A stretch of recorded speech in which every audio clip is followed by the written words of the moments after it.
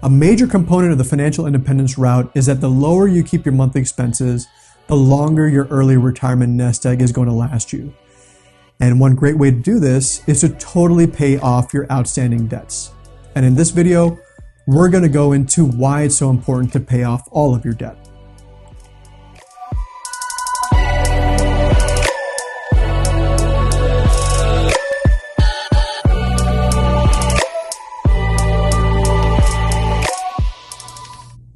Most people don't pay off their mortgages.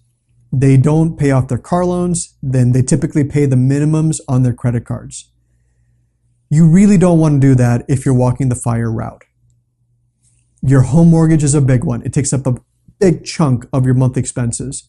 So paying it off early, although it is difficult to do, it is well worth it. Someone who has expenses of, say, $6,000 a month can probably reduce that down to $4,000 or $3,500 just by paying off their mortgage early. Your monthly expenses are a whole lot easier to stomach when you aren't paying a big mortgage. Now, the other aspect I want you to think about is the sheer amount of interest that you'll end up paying if you don't pay it off early. On, say, a $500,000 mortgage at 6% or 7% or 8%, you'll probably end up spending double that in total interest over the life of a 30-year loan. Right? If you took the same mortgage, you paid it off early, you paid it off, say, in 10 years, you reduce the amount of interest by almost 70%. Now, credit cards, they're on a whole nother level of interest because they don't accrue, the interest doesn't accrue like on a simple interest loan, like a mortgage or a car loan or a student loan, right? Those accrue once a month. Credit cards accrue interest every single day. So on a $10,000 credit card balance with a 20% or whatever the interest rate is now, it will take forever to pay off completely. And you'll pay a ton of interest on it. I mean, multiples of the initial balance, which you'll pay in interest. So another consideration I want you to think about is how to balance paying off your debts with continuing to save and invest in your early retirement nest egg. I recommend personally taking a balanced approach and doing a bit of each.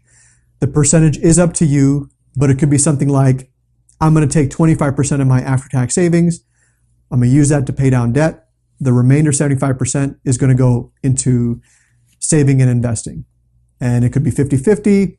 It could be 40-60. It could be a variety of different scenarios. But the thing I really want you to do is to just get started. There is no magical percentage that you need to spend time to figure out. There are pros and cons to each approach, so don't spend too much time worrying about it. The hardest part to walking the road to financial independence has always been making the decision to get started.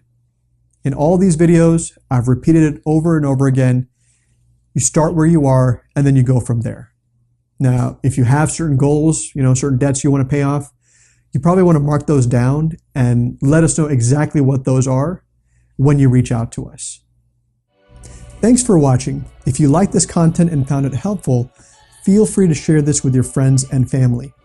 And don't forget to hit the like button, subscribe to our channel, and hit the bell icon so you get notified of new videos as they're released.